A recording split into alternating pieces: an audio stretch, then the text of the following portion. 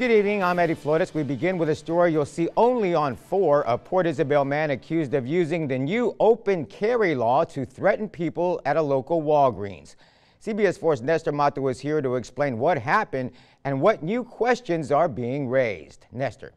Well, you may have already seen it with the open carry in effect, someone at the store or a restaurant with a gun on their hip. But what if that person threatens you with that gun after an altercation? Well, that's what happened to 2 men in Port Isabel.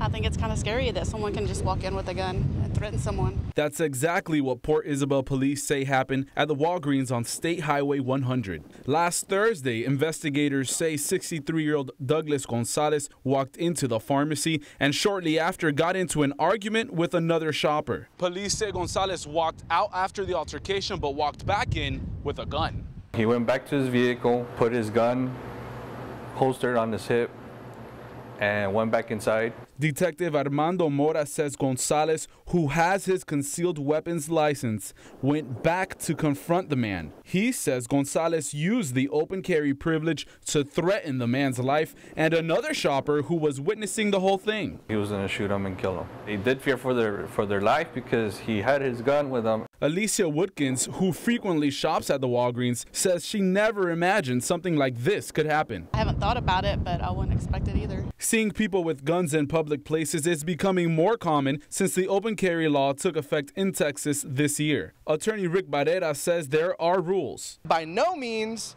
should you use open carry to threaten others, to draw attention to it, brandish it, make known that you plan on using it in some way. All of that is illegal. Gonzalez was arrested and charged with 2 counts of terroristic threats. Businesses who ban open or concealed weapons must have a sign at the door. There was no such sign at this Walgreens. Staff I spoke to say that's because open carry is allowed at the pharmacy, but guns can never be taken out of their holster. Mora says police continue to check that the law is being followed. You could check to see if you do have a license, check if you're not a felon. Gonzalez is out on bond tonight and is waiting to face a judge. He never took his gun out of the holster, but for threatening people with one on his possession, he could be given a fine of up to $2,000 or even face up to 6 months in jail.